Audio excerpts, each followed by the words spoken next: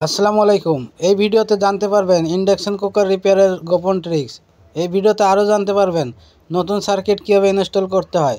দেখুন, ইন্ডাকশন কুকারে কোথায় কি ফল্ট হলে কিভাবে রিপেয়ার করবেন এই প্যাকেটের গায়ে কোম্পানি স্পষ্টভাবে লিখে দিয়েছে।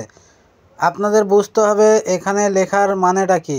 এখানে দেখেন দুইটা প্যাকেটের গায়ে কিন্তু লেখা আছে। যারা ইন্ডাকশনের কাজ শিখতে চান বা ইন্ডাকশনের কাজ করেন, ভিডিওটা কোনো রকম টানাহেঁচড়া না করে শেষ পর্যন্ত দেখবেন। আশা করি অনেক কিছু শিখতে পারবেন।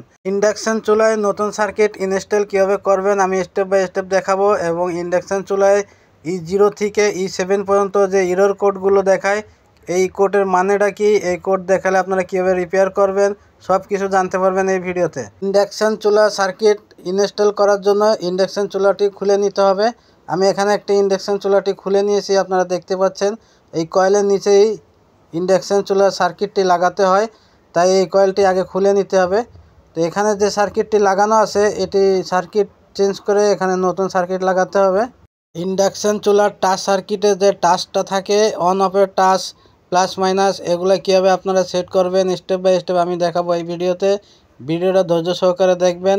আর কোনো প্রশ্ন থাকলে আপনারা কমেন্ট করতে পারেন, আপনাদের কমেন্টে রিপ্লাই দেওয়া হবে ইনশাল্লাহ। আমি এই সার্কিটটি খুলে নিচ্ছি।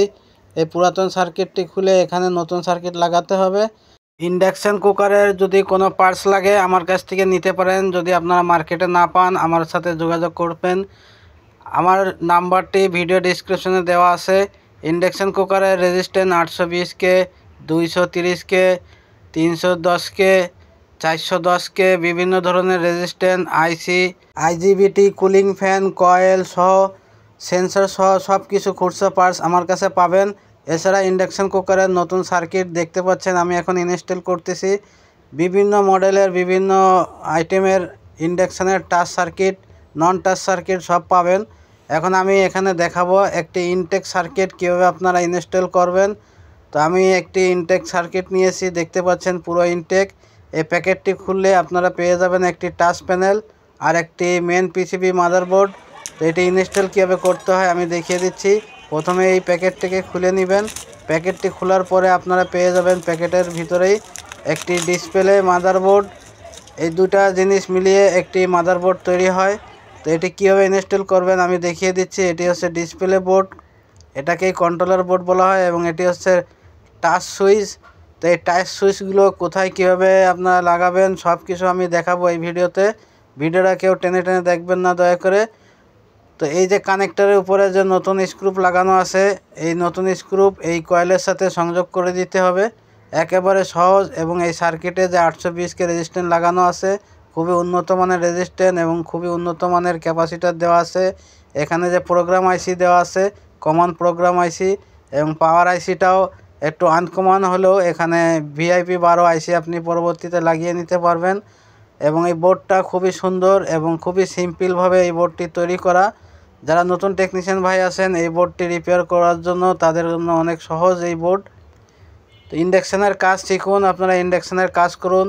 যদি কোনো প্রশ্ন থাকে আপনারা আমার সাথে করতে পারেন, আপনাদের প্রশ্নের উত্তর দিব ইনশাল্লাহ। নতুন সার্কিট কীভাবে আপনারা ইনস্টল করবেন দেখেন, এই যে গ্রুপ কাটা আছে। অনেকে মনে করে যে এই গ্রুপটি এখানে বসিয়ে দিতে হয় এভাবে। তো এভাবে বসানোর কোনো প্রয়োজন নাই। আপনারা এই বোর্ডটি যখন ইনস্টল করবেন, মানে বোর্ডটি যখন সেট করবেন, কীভাবে সেট করবেন আমি দেখিয়ে দিচ্ছি। এই হিটসিনটি কিন্তু কুলিং ফ্যান থেকে অনেক দূরে সরে গেছে। তো এখানে যে একটি খুঁটা আছে দেখেন, এই যে স্ক্রুপের জায়গা আছে হিটসিনের, এই হিটসিনের জায়গাটি এখানে এভাবে বসিয়ে দিতে হবে। এই বোর্ডটি যত বড় হোক আর ছোট হোক কোনো সমস্যা নাই, কিন্তু হিটসিনের এই জায়গাটা এই কুলিং ফ্যানের কাছাকাছি এভাবে রাখতে হবে। রেখে এইভাবে এখানে আগে একটি স্ক্রুপ লাগিয়ে দিতে হবে। অনেক টেকনিশিয়ান ভাই আছেন কুলিং ফ্যানের জায়গায় কিন্তু এই পিসিবি বোর্ডটি সেট না করে ওনারা ওনাদের ইচ্ছা মতো সেট করেন। এরপরে দেখা যায় কিছু সময় চলার পরে নতুন সার্কিটের আইজিবিটিটি মাইর খেয়ে যায়, শর্ট হয়ে যায়। এটি কুলিং ফ্যানের কাছে দিবেন, তাহলে এই কুলিং ফ্যানের কাজ হচ্ছে এই আইজিবিটিকে ঠান্ডা রাখা। যদি বাতাসটি না লাগে তাহলে এই আইজিবিটি কিন্তু সাথে সাথে উড়ে যাবে 10 মিনিট চলার পরে। তো এখন আমি এখানে এসি পাওয়ার কর্ডটি লাগিয়ে দিয়েছি। এখানে কীভাবে আপনারা সংযোগ করবেন সব কিছু দেখিয়ে দিচ্ছি। কুলিং ফ্যানের জ্যাক এখানে দেওয়ার সিস্টেম আছে, কুলিং ফ্যানের জ্যাকটি আমি লাগিয়ে দিয়েছি। এখানে এই যে আউটপুটে যে কানেকশানটি আছে স্ক্রুপ দুটি খুলবেন স্ক্রু নতুন দেওয়াই থাকে এর সাথে। আগের পুরাতন স্ক্রু আপনারা ব্যবহার করবেন না, এখানে যে নতুন স্ক্রু থাকবে এই স্ক্রুপই লাগিয়ে দিবেন। তো আমি এখানে কয়েলটি সংযোগ দিয়ে দিয়েছি, দেখতে পাচ্ছেন। এরপরে কয়েলটি লাগানোর আগে কয়েলের যে সেন্সর আছে এই সেন্সরের কানেকশানটাও এখানে দিয়ে দিতে হবে। তাই আমি এখানে সেন্সরের কানেকশানটি লাগিয়ে দিচ্ছি। সেন্সরের কানেকশান লাগানো হয়ে গেলে কয়েলটিকে যথারীতি জায়গায় রেখে এখানে স্ক্রুপটি লাগিয়ে দিবেন যেন কয়েলটি নড়াচড়া না করে। তো আমাদের কাজটি প্রায় শেষ। এখন এখানে ডিসপ্লে কানেকশান করতে হবে। তো এখানে যে টাচ সুইচগুলো আছে এগুলো কীভাবে আপনারা প্যানেলে সেট করবেন আমি দেখিয়ে দিচ্ছি। দেখেন আগের যে পুরাতন এখানে টাচ প্যানেল আছে এই প্যানেলটাকে আমি খুলে নিব। টাচ প্যানেলটা খোলা হয়ে গেলে এখানে টাচ প্যানেলের জায়গায় যে অন অফ লেখা থাকে প্লাস মাইনাস এগুলো আগে দেখবেন। এখানে ডিসপ্লের যে জ্যাকটি আছে খোলার সময় সাবধানতার সাথে খুলবেন। অনেকে ভুল করে বসেন, এই উল্টো পাল্টা যদি লাগিয়ে দেন আপনারা তাহলে কিন্তু ডিসপ্লে মাইর খেয়ে যাবে। এখানে জ্যাকের সিস্টেম একই। এই যে এখানে দেখেন এটি হচ্ছে আউটপুট এবং ইনপুট। ইনপুটের জায়গায় আউটপুট আর আউটপুটের জায়গায় ইনপুট যদি জ্যাক উল্টো পাল্টা লাগিয়ে দেন তাহলে কিন্তু ডিসপ্লেটির সাথে সাথে মাইর খেয়ে যাবে। তো সেজন্য এগুলো খেয়াল করবেন। আমি এখানে ডিসপ্লেটি সেট করে নিচ্ছি। কীভাবে ডিসপ্লে সেট করবেন, আমি এখানে একটি স্ক্রুপ দিব এবং এই পাশে একটি ফোম দিয়ে আমি স্ক্রুপের জায়গা লাগিয়ে নিচ্ছি। তা আপনারা আপনাদের মতো মডিফাই করে সেট করে নেবেন। অনেক চুলায় দেখা যায় সিস্টেমগুলো একটু আলাদা আলাদা থাকে ডিসপ্লে প্যানেলের। যেভাবেই হোক আপনার ডিসপ্লেটি সেট করবেন এবং এখানে যে টাচ সুইচগুলো দেখতে পাচ্ছেন এখানে অন অফ লেখা আছে, তো ওইটাকে আমি এখানে লাগাবো। দেখেন এটা ভেঙে দিলাম, ভেঙে এরকম আলাদা করে নিতে হবে। এইটাকে এই নিচের সাইড থেকে মানে ভিতর সাইড থেকে লাগিয়ে দিতে হবে। এখানে অন অফ লেখা আছে। এরপরে এখানে টাইমার প্লাস মাইনাস, এখানেও প্লাস মাইনাস লেখা আছে। তো এই বাটনগুলো যেখানে যেটা প্রয়োজন এভাবে কেটে বা ভেঙে লাগিয়ে নিতে হবে। আমি আপনাদের দেখাবো এই ভিডিওতে সেট করে। দেখতে পাচ্ছেন আমি কীভাবে এখানে সেট করে নিয়েছি। তো এই একটি বাড়তি যে সুইচ আছে টাইমার ওটা আমি ফেলে দিব। এখানে তার একটু খাটো পড়ে গেছে, যেহেতু অন অফের যে সুইচ এই সুইচের তারটা একটু ছোট হয়ে গেছে, ডিসপ্লে পর্যন্ত আসছে না। তা আমি একটি তার কেটে এখানে জয়েন্ট দিয়ে দিব। যে তারটি আমাদের প্রয়োজন নাই মানে যে সুইচ এই যে টাইমার সুইচ এই টাইমটা অনেকেরই লাগে না, এটা আমাদের প্রয়োজন নাই, এই সুইচটি বাদ দিয়ে দিচ্ছি।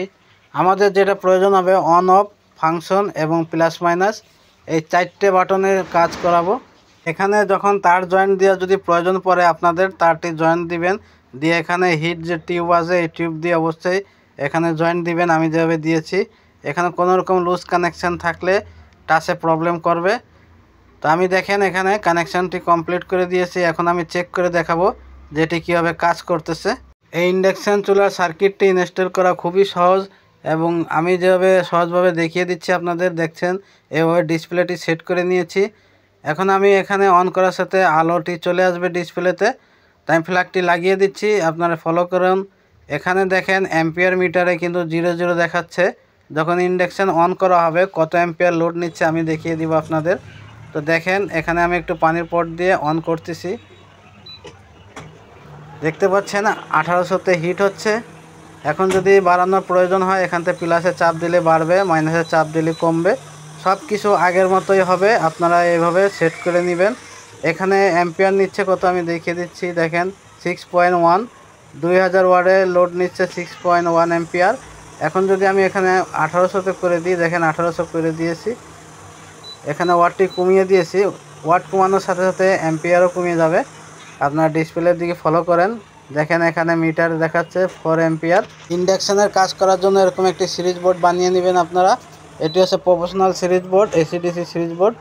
এখন আমি দেখাবো কোন কোড দেখালে আপনারা কীভাবে বুঝবেন কোথায় কি প্রবলেম হয়েছে। এখানে দেখেন নো পোর্ট দেখাচ্ছে, এখানে নো পোর্ট মানে E0।